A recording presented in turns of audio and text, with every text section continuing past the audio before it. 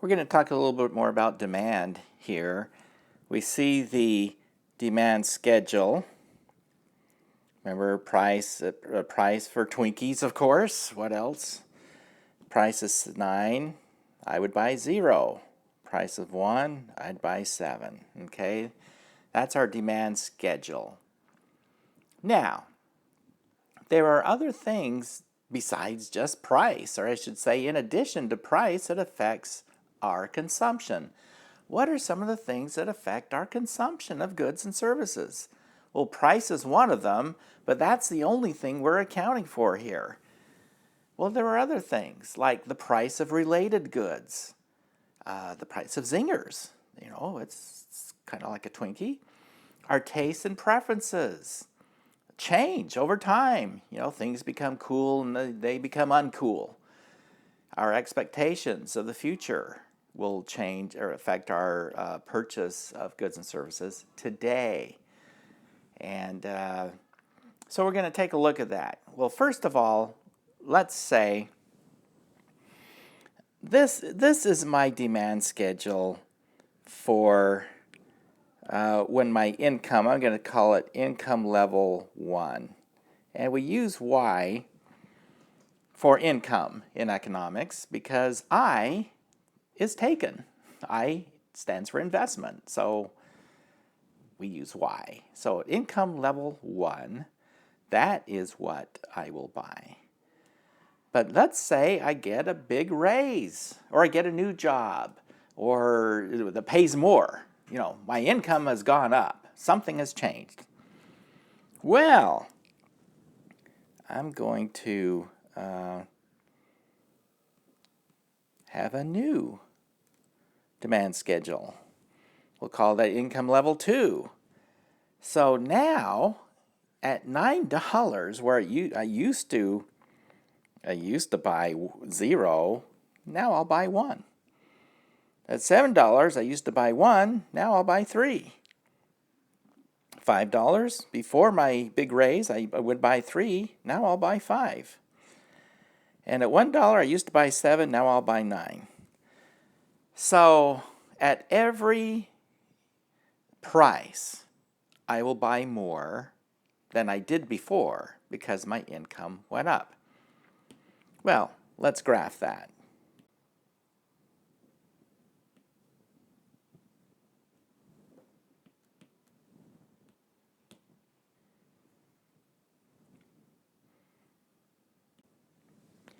Okay, there's our demand curve for this here.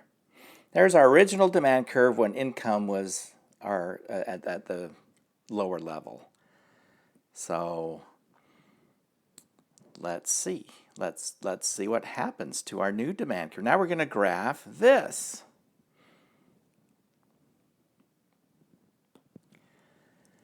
So at 9, with my new income, I will purchase 1. Okay, before it was 0, but now it's 1. At the price of 7, I used to purchase 1, now I'll purchase 3. It's right there. Okay. And at the price of 5, I used to purchase 3, but now I'll purchase 5. Again, because my income went up. So that point shifts out to there. And at $1, I used to produce or purchase 7.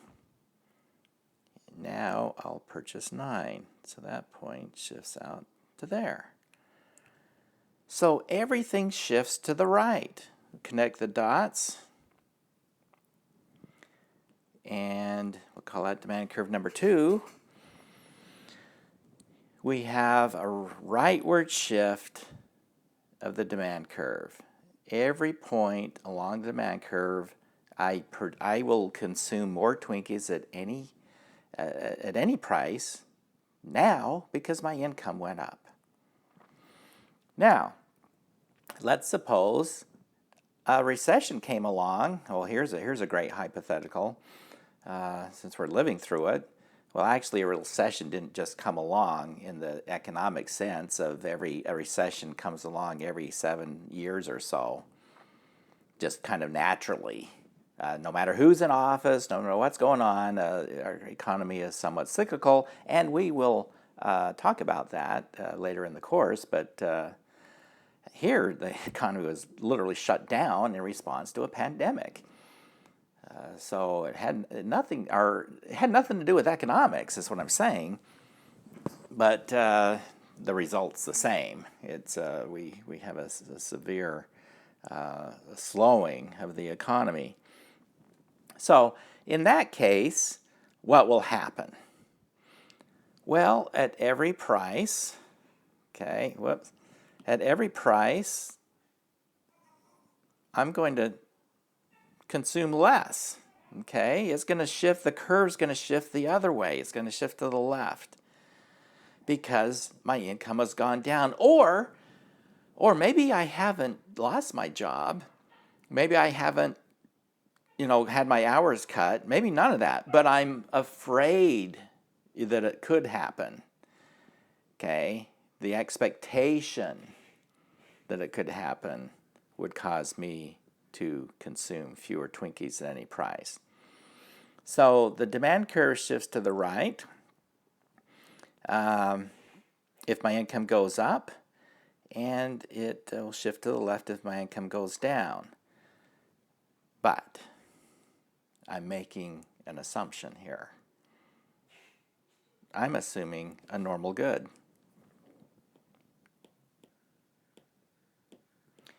A normal good. A normal good is a good we prefer.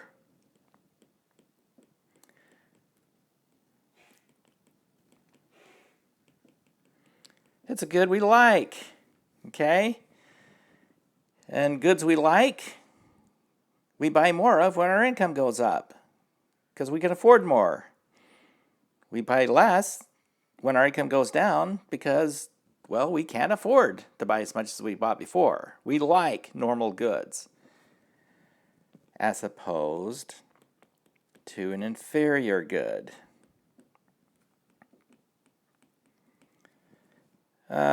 Goods we consume only because we can't afford what we prefer.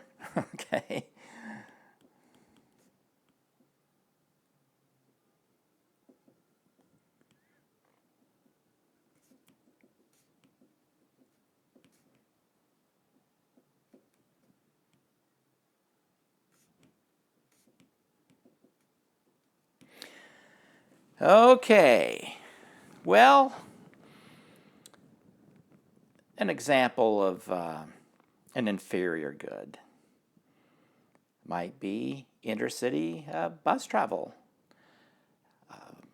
Taking a Greyhound out to the West Coast would be kind of an ordeal. But you know what? It's cheaper than flying. And if we can't afford to fly, we will take the bus. If our income goes up, guess what happens to our demand for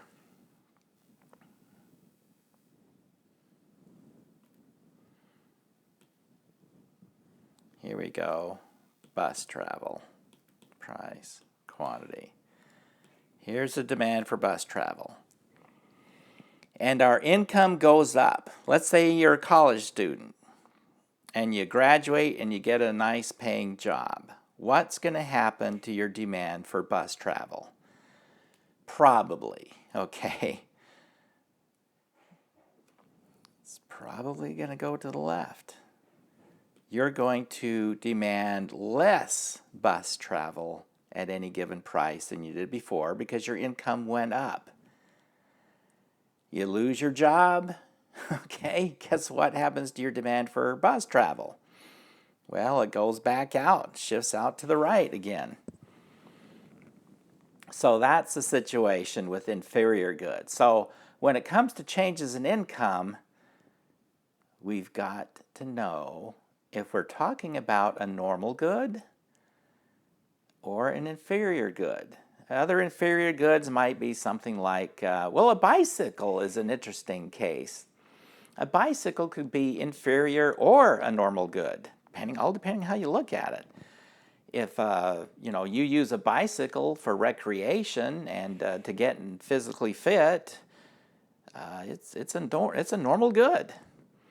But if you use a bicycle to get around town and that's your primary mode of transportation, even when it's raining and snowing, I mean, that's what you got. It's either ride or walk. Well, it's probably an inferior good. So some goods can be, one or the other, depending on who we are and how we're using it. Top ramen noodles, okay, might be an inferior good. So you're in college, you eat those what are they, 50 cents a packet? Something, they're great, I love them. But you're eating top ramen noodles morning, noon, and night, right? Every meal, every week, every month. You graduate, you get a job. What will likely happen to your demand for top ramen noodles when your income goes up? Well, it's probably going to shift back here to the left, all right? Maybe dramatically. So inferior goods are goods we consume pretty much because we can't afford what we would rather consume. Well, what are some other things that affect the demand curve that will shift it to the right or to the left? Well, we've got, I'm going to write this here, okay? Demand is a function of income, and with income, we have to be aware of if it's a normal or an inferior good. Okay, whoops, there's an I in there. Normal or inferior, that's always an issue when income changes, okay? Another thing that will affect our consumption and thus will shift the demand curve right or left is the price of related goods.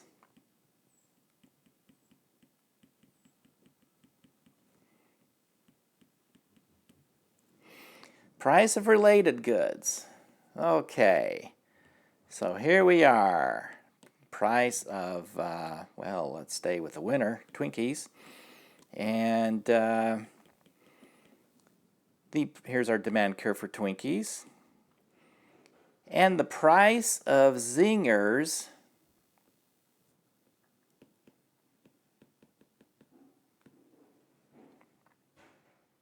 goes down. Price of Zingers goes down. Well, well, Twinkies and Zingers are pretty darn similar, and you can, some of these Twinkie people, like myself, may be tempted by the lower price of Zingers. So, as people buy more Zingers, therefore there'll be fewer Twinkie purchases. How would we model that with the demand curve? What's going on with the demand? Well, it's going to shift to the left as people substitute Zinger for Twinkies. They're going to go buy Zingers. On the other hand, if the price of Zingers goes up, some of these Zinger people, okay, you're going to come on over to buy Twinkies, and more Twinkies will be purchased, and the demand curve will shift to the left. Excuse me, to the right. It'll shift to the right as more Twinkies will be purchased than before at any given price. So, in this case, without saying so, I think I did say so, but I didn't give it a name. We would call Zingers and Twinkies substitutes. A substitute is, that's pretty standard word. It just means you can buy one or the other. They both work. They'll both get the job done, okay? So Twinkies and Zingers. If the price of a substitute goes up, then demand shifts to the right. If the price of a substitute goes down, demand will shift to the left. Okay. Now, you don't really have to memorize that. You can just think your way through it. A substitute. Just come up with a substitute good. What will happen? Okay. Wonder Bread and Wegman Bread. They're substitutes. Well, what's going to happen to demand for Wegman bread if Wonder Bread goes down, a substitute? Well, people will buy less Wegman bread and more Wonder Bread, right? They'll buy more with the substitute. So, and this is where it's important to write down the good we're talking about. This is Twinkies here. We could have drawn a demand curve for Zingers. We didn't bother doing that. We just looked at what was happening to the price and how the demand curve for Twinkies responded. Well, there's another way that goods are related, and that is as complements.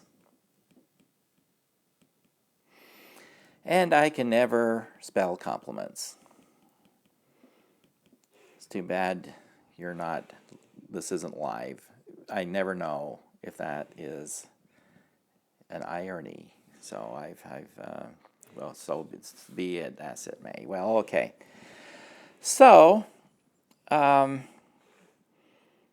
we have, what's a complement good? A complement good is a good that they're used together. Okay. Let's say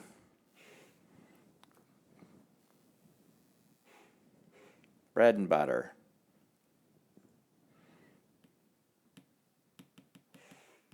Here's the demand curve for bread, and the price goes up for butter. Okay, and you absolutely have to have butter on bread, right? So forget it if I can't get bread and butter, or it could be dips and chip. I don't want any dip by itself. I don't want any, I want dip on my chips. Okay, so that kind of thing. They're consumed together. A car, gasoline and tires. Complements. I don't use my tires on my car unless I've got gas in the tank and driving, right? My tires don't wear down unless I'm burning gas. So if tires go up through the sky, I'm probably going to drive my car less. Or gas up through the sky, I'm going to wear out. My demand for tires is going to go down because I'm not going to be driving as much. So anyway, let's think about this, using bread and butter as complements. The price of butter goes up, and I buy these two things together. I want them together, and part of the deal has gone up. So it's more expensive for me to buy bread and butter. Think of it that way. It's a package deal. I want these two, and part of the package, this part has gone up. I'm going to buy less bread too. I'm going to buy less butter because the price of butter went up. But if I buy less butter and I want butter on my bread, I'm also going to buy less bread. I'm not going to buy the same amount of bread and then run out of butter because I'll have bread left over that I don't have butter for. So it's going to shift to the left if the price of a complement good goes up. Now, if the butter goes down in price, guess what? I can afford more butter and I can afford more bread because some of those savings on butter can be channeled over to buy more bread. The whole package, because part of the package deal has gone down. I use these two together. It means I can buy more of both. It's going to shift to the right, okay? So that's the way complement works. All right, well, let's go back up here and let me clean this up a bit. Tastes and preferences. Fads come and go. Something's cool. Guess what? Okay, here is I'm gonna have to remember to show you this video, at least this segment of it.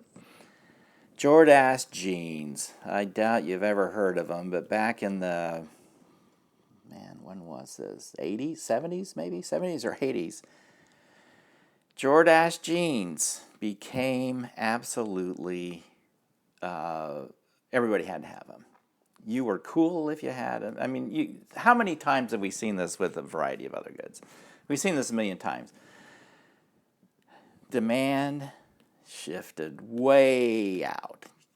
Boom. Oh, that reminds me of another video segment I got to play you too. You'll get a kick out of this one. Gonna have to make a note here. Jordache, these are fun ones. Yeah, the Jordache jeans, very clever advertising. Nobody wanted them at first. I mean, they couldn't get these into the department stores. Couldn't get them in. No one's interested. We've already got plenty of brands of jeans. So they, pretty gutsy. They went out and bought a ton of advertising and TV advertising, and people went to the store and says, "Hey, I want that jean." And they started stocking them, and they were expensive. And then everybody had them. Well, what happens when everybody has it? It's not cool anymore, right? So demand started shifting back to the left, back. I don't think they even exist anymore. So, taste and preferences, you never know what's going to happen there. So if something's cool, the demand shifts to the right. If it's uncool anymore, it shifts to the left. And one of the funniest examples is, well, I'll play you the tape later, the segment. Here's the demand for undershirts. And this was right in around 1932. Clark Gable. Well, you probably know Clark Gable as Rhett Butler in Gone with the Wind. But he was in a movie called It Happened One Night, a few years before Gone with the Wind. And there is a segment where he takes off his shirt and he's not wearing an undershirt. So all the women are oohing and awing over Clark with his without his shirt on and no undershirt. And the guys noticed, okay. What do you think happened to the demand for undershirts?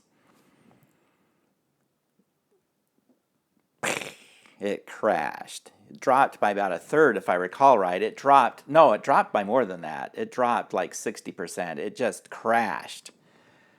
Demand for undershirts crashed, literally. I mean, you got to feel sorry. I always think about investors back then, and this was in the days before mutual funds, something we'll talk a little bit about later, is where you can buy portfolios of investments, portfolios of stocks, rather than.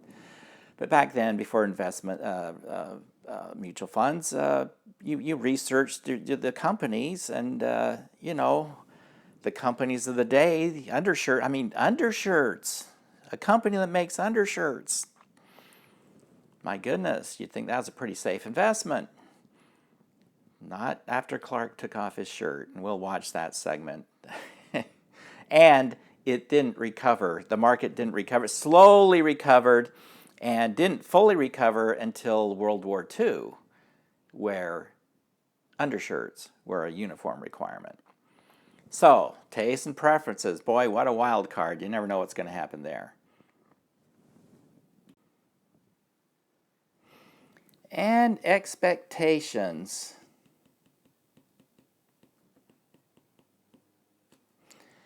Expectations of the future. Well, we already talked about that a little bit. I alluded to it when you talk about demand for Twinkies, okay? Or demand for anything, any normal good. let's say, if you expected that you might lose your job, even though you haven't done it yet, but you're worried, those expectations of what might happen in the future are going to shift the demand curve to the left. If you expect a bright future, everything's going great and stock prices are up and it just looks like everything's good, and that'll shift your demand to the right. Now, expectations over future prices. That, for example, we see this with consumer electronics all the time. Okay? Here's the demand, I don't know, for some computers or some computer part or some computer game or something or other, some new technology related to computers or electronics. Should have just written electronics, consumer electronics in general, TVs. What do we normally expect when a new product comes on the market? We typically expect the price to fall. And so with anything, if you think the price is going to go down, okay, what are you going to do? You think the price is going to go down in the future. How will that affect your demand today? Well, if let's just say here's the current status right here, and expectations suddenly change such that you believe prices will fall. Today's demand will shift to the left. You're going to purchase less of that good at any given price than you did before. Well, let's suppose that it's a good that you think will rise. For whatever reason, you now think the price is going to rise in the future. How will that affect today's demand? Well, you're going to hurry up and buy it before the price goes up, right? So today's demand will shift to the right. So expectations of the future has a powerful impact on demand for goods and services. And in financial markets, when we expect, let's say, the gold price to go up or gold price to go down, what does that do to today's demand? Well, that'll affect it, won't it? Or stock prices to go up or down. If we think they're going to go up, today's demand is going to increase. If we think they're going to go down, well, let's hurry and sell it now before, or let's not buy it today. Let's wait for it to go down. Okay, I got a little ahead of myself there. Okay, so expectations. And the last thing is the number of buyers. Well, the last of what we're going to talk about right here anyway. Okay, and we could add others as we go along, but that's good enough to get us going. Good enough to make us a little bit dangerous. Okay, so the number of buyers. Let's say that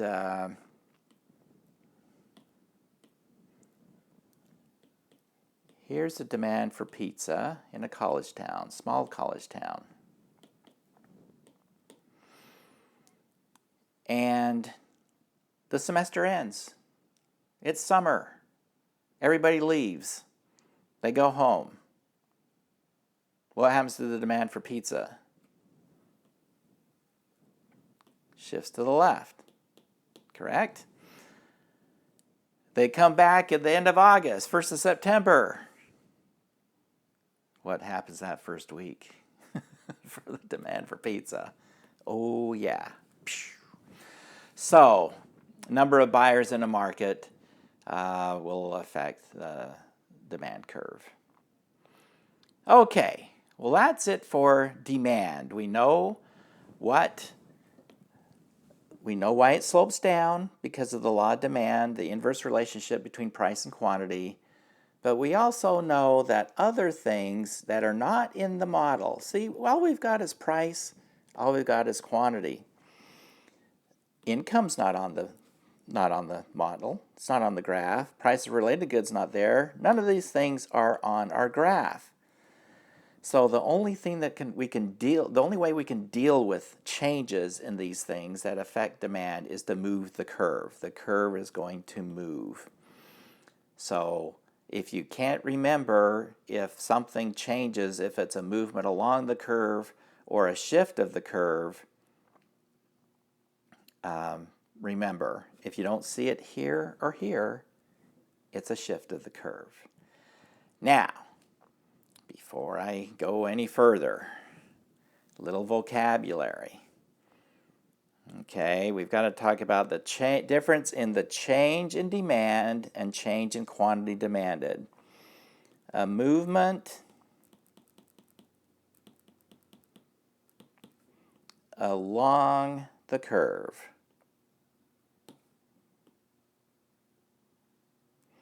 is called a change in quantity demanded. A shift of the curve is a change in demand. Okay, it's just that we have to use different words to describe what's going on. So just keep that in mind. We're going to beat that to death a little later, but that's what's coming. We have to use different terminology to explain this movement from here to here of the whole curve than this movement along a curve. Moving along a curve, again, change in quantity demanded. When the whole curve shifts, change in demand. Okay, that is it for demand. Now we'll get on with supply in a different video.